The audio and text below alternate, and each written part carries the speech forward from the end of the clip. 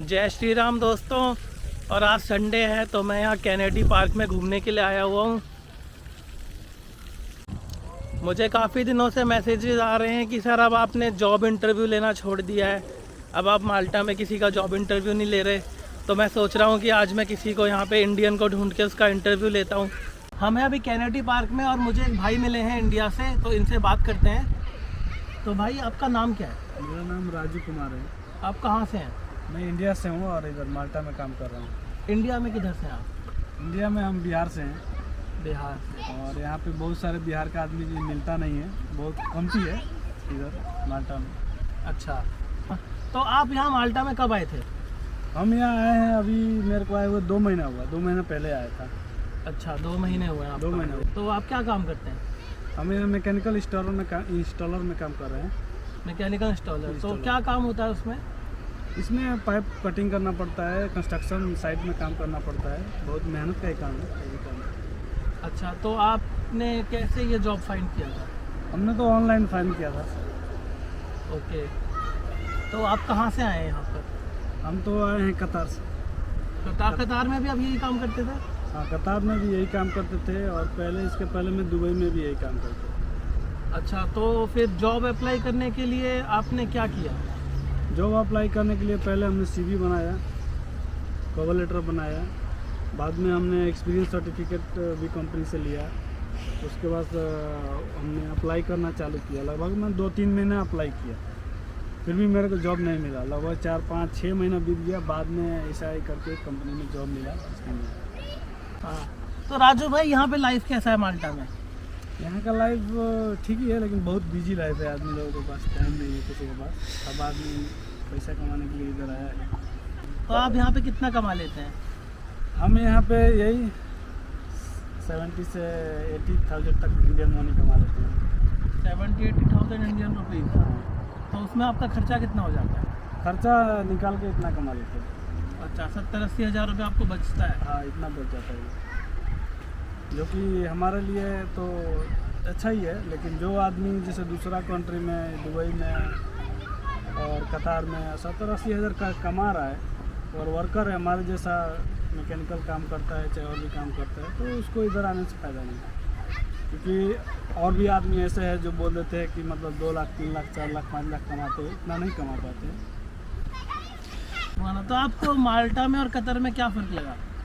माल्टा और कतर में यही है कि यहाँ पे फ्रीडम है, लाइफ फ्री है, किसी के बॉन्ड में नहीं है आदमी।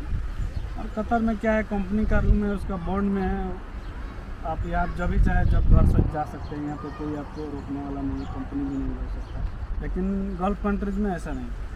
गल्फ़ कंट्री में आपको डिले हो जाता है, आदमी को 15 दिन 10 दिन 1 महीना लग जाता है घर जाने के लिए, वो भी आ जाता है, कोई इमरजेंसी हो गया। तो आपने कैसे ये प्रोसेस किया माल्टा आने के लिए कतर से? आप इसके बारे में बताओ। सब प्रोसेसिंग है। पहले तो हमने ऑनलाइन इंटरनेट थ्रू अप्लाई किया, जो बाद में हमको कंपनी से ऑफ़र लेटर मिला।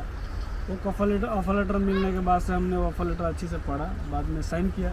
साइन करने के बाद हम अपने कंपनी को रिटर्न भेजा ऑफ़र लेटर। बाद में हमको फिर दोबारा कंपनी ने वो C5 फॉर्म फिल करने के लिए भेजा और नेक्स्ट आगे बहुत सारा प्रोसेस है इधर आने के लिए। तो राजू भाई, आपका यहाँ आने में कितना खर्चा हुआ कतर से माल्टा आने में? कतर से माल्टा आने में मैक्सिमम हमको 50,000 कतर के अंदर ही खर्चा हुआ, इंडियन मनी।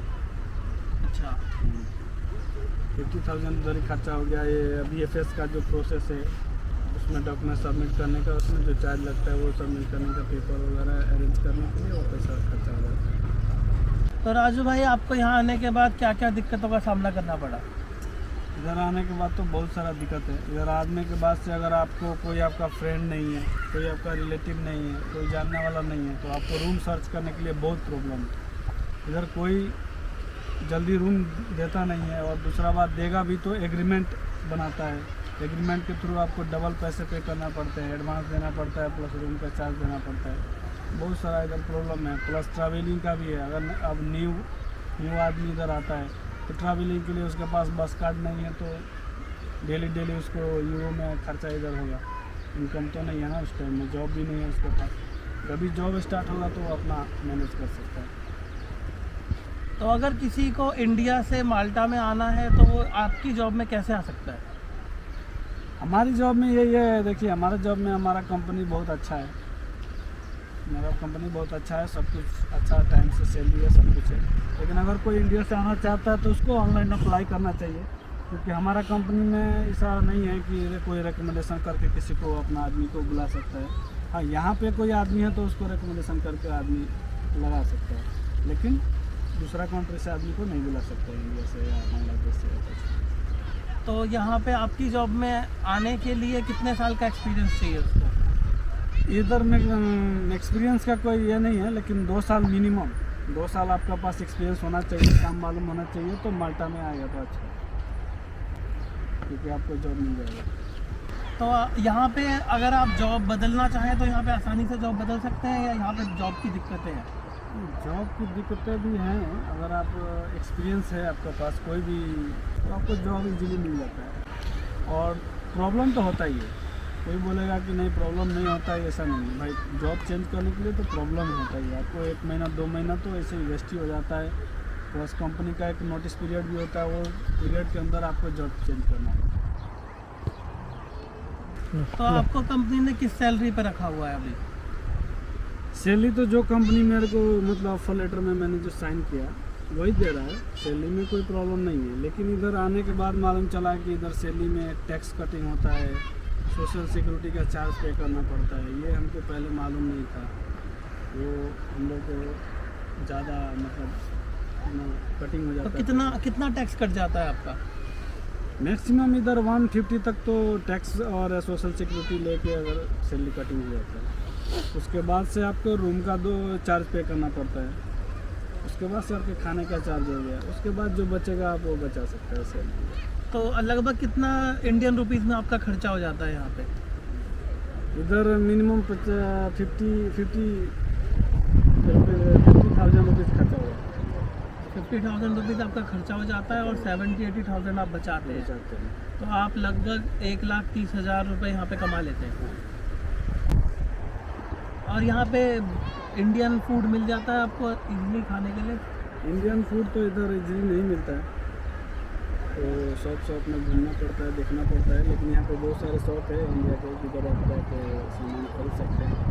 तो मैंने सुना है कि यहाँ पे काफ़ी लोग एजेंसी के थ्रू भी आते हैं, तो आप उसके बारे में क्या बताना चाहेंगे? एजेंसी के थ्रू आना चाहिए? देखिए, डायरेक्ट अगर आप एम्प्लॉयर के साथ में आते हैं तो आपको ज़्यादा प्रॉब्लम फेसिंग नहीं करना पड़ता। कोई भी आपको एम्प्लॉयर अगर बुलाता है, इधर आपका कंपनी आपको बुलाया, तो आपको जॉब इजीली मतलब परफेक्ट है कि हाँ हमारा जॉब फिक्स है, हमारा आईडी बन जाएगा, मेडिकल ये सब हो जाएगा, उसके बाद से हमारा जॉब लग जाएगा। लेकिन अगर आप एजेंसी थ्रू आते हैं तो वो आपको जॉब में बुलाता है तो आपको रेट भी थोड़ा सा कमती करके देता है। लेकिन ऐसा नहीं है कि एजेंसी ख़राब है, इसको भी इतना कंपनी आदमी को बुलाता नहीं है, सब कंपनी इतना प्रॉब्लम फेसिंग नहीं करता है। ये वर्क परमिट के लिए अप्लाई करो, फिर ऑफर लेटर दो, ऐसा सब कंपनी नहीं मतलब इतना प्रॉब्लम फेस करना चाहता है, इसके लिए एजेंसी को रखा है। एजेंसी पैसा देता है लेकिन थोड़ा सा रेट कमती देता है। तो राजू भाई, अगर आपको अपनी वाइफ को और बच्चों को यहाँ बुलाना हो तो आप कैसे बुलाएंगे? वाइफ और बच्चों के बारे में ऐसा कुछ तो अभी तक हमने सोचा नहीं है। अगर ऐसा आगे सोचना मतलब ऐसा सोचता हूँ तो इधर मैं देख रहा हूँ कि वाइफ और बच्चों को बुलाने के लिए आदमी का सैलरी थोड़ा ज़्यादा होना चाहिए, कम से कम मंथली का 1500 सेविंग होना चाहिए, तो आप फैमिली और बच्चों को इधर बुला सकते हैं। 2000 यूरो जिसका सैलरी है वो इधर बुला सकता है अपना फैमिली और बच्चों के लिए। तो दूसरे आदमी के लिए तो हमारे जैसे आदमी के लिए तो मुश्किल है। ठीक है राजू भाई, थैंक यू, आपने अपना टाइम दिया इसके लिए। तो भाई फिर मिलेंगे कभी।